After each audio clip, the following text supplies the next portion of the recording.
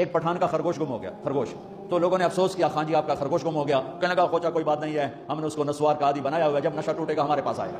یہ تمہاری نسل اور تم انگلینڈ کی نسوار کھا کھا اب تم پاکستان جاؤ گے، ہندوستان جاؤ گے، بنگلہ دیش جاؤ گے، تم نے یہی رہنا ہے۔ اسے اپنا ملک بنا کے چلو، سنسیئر ہو کے چلو، اس کے قانون کا احترام کر کے چلو۔ یہاں غریبوں میں صدقہ تو غیر مسلموں کو دو، ان کے دل قریب ہوں، ڈھونڈ ڈھونڈ کے دو، وہ تم سے پیار کریں، وہ تم سے محبت کریں، ان کے ہائے ہائے۔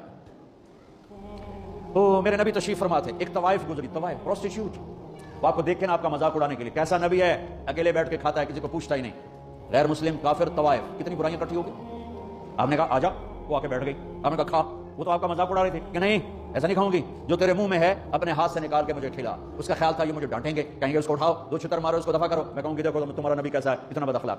تو انہوں نے کہا نہیں نہیں نہیں، جو تیرے منہ میں ہے وہ نکال اور اپنے ہاتھوں سے میرے منہ میں ڈال۔ میرے نبی نے کہا یہ لو، آپ نے لقمہ منہ سے نکالا اور اس کے منہ میں ڈالا۔ اور پنجابی کی مثال ہے، کبے نو لت لگی، اسے ہو گیا۔ میرے نبی کے منہ کا لعاب جب اس طوائف کے منہ میں گیا، وہ ساتھ ہی کلمہ پڑھ گئی، ایمان لے آئی اور مدینے کی شریف ترین عورت بن گئی۔ میرے نبی تو اس طرح اخلاق والے تھے۔ یہاں تو نوکر سسٹم نے، میں پاکستان میں بھی روتا رہتا ہوں کہ نوکروں کے برتن الگ ہیں اور مالکوں کے برتن الگ ہیں، عورتوں کی نوکروں کی پلیٹ الگ ہے اور مالکوں کی پلیٹ الگ ہے۔ میرے نبی نے طائف کے کافر آئے، روزانہ ان کے ساتھ بیٹھ کے رات کو کھانا کھاتے تھے، ان کا جھوٹا کھاتے تھے۔ یہ اخلاق تھے جس نے انہیں کلمے میں داخل کر دیا۔ جوڑ نظر آئے گا، اور میرے رب کی سنو، ان استقالنی عقلت لا، تو توبہ توڑ کے لے آ، ایک دفعہ یا 1000 دفعہ، ایسا جوڑوں گا کہ جوڑ نظر ہی نہیں آئے، بے جوڑ کر دوں۔